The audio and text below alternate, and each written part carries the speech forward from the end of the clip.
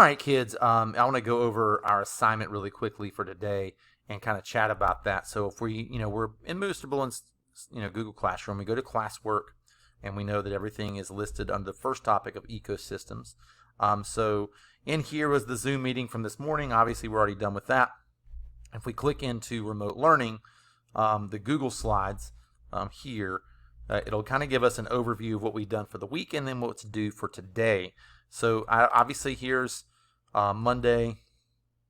We've already done everything for Monday, so I'm just going to scroll on down until I start to see it changing a little bit of colors. So there's Wednesday, Thursday, and Friday is here.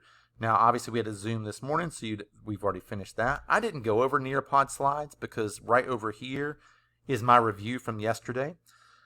You need to take a quiz in Nearpod if you have not. If you've already gone through the slides, then you're good. The second thing is, I need you to make sure you have signed up for quizzes. Okay, signed up for quizzes. And I think I put that page on here. Nope, didn't. I need to go maybe put that in there. But sign up for quizzes and make sure you've taken the quizzes. But you'll notice down here is something new. We have a slides assignment. And if we get to the very end, by the end of today, you should have taken the quizzes on Nearpod. You should have recorded just one video in Flipgrid. I don't need the 37 that people have given me.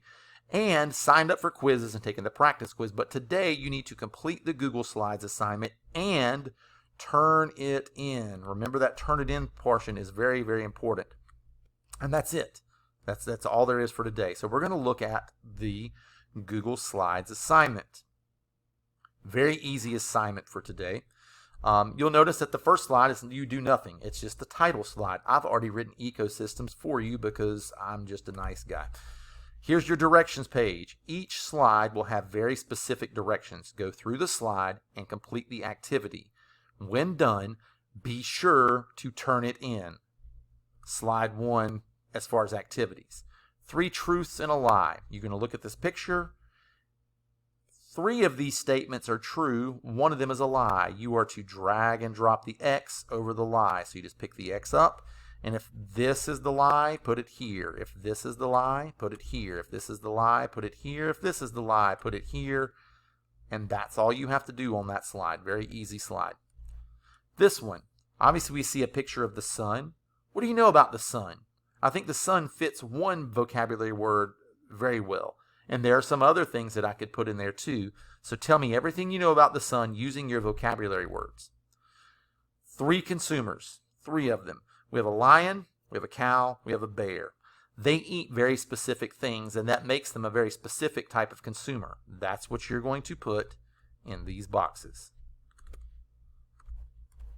Here, you're going to list abiotic factors. Now, like I said in class this morning, I know a lot of you, it's like you were looking around your room and you're like, a stuffed animal, a chair, a bed, a blanket are abiotic. True, those things are not alive. I will give you that. But I want you to know the abiotic factors in an ecosystem. The ones that we talked about in the Nearpod slides, there are some very specific abiotic factors in an ecosystem that make a difference to plants and animals. Your bed makes no difference to plants and animals. A chair makes no difference. The sun, however, the sun is an abiotic factor, and it makes a huge difference to the plants and animals. So that's what I want in here is I want good abiotic factors, not just look around your room and find odd things. Now you're going to list biotic factors, but be careful. You might find in the forest behind the school. Okay, you can't put lions and tigers. You can't put dinosaurs. You're not going to find them behind the school.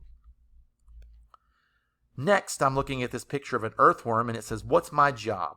What is the niche? What is the role? What is the job that earthworms, bacteria, and fungi do in an ecosystem that makes them very important? Why are they important? And you'll notice that that is it. That's all you have to do today. But for you, when you're in here, you need to go to View Assignment when you have finished. And yours looks very different than mine. Somewhere over in this area is a Turn In button. When you have finished your ecosystem slide, turn it in. That is essential. You need to turn it in. That is all I have for you today if you've caught up on all your others. Otherwise, you have from now until 10, And then you have after lunch, so you have from 1 to 2:30 to catch up on anything else that you might be missing in science. Obviously, I'm here all day. I'm always watching my computer to see if anybody has any questions, to see if anybody has anything that they need help with. All you have to do is reach out on Google Classroom or email, and I'll be right there for you.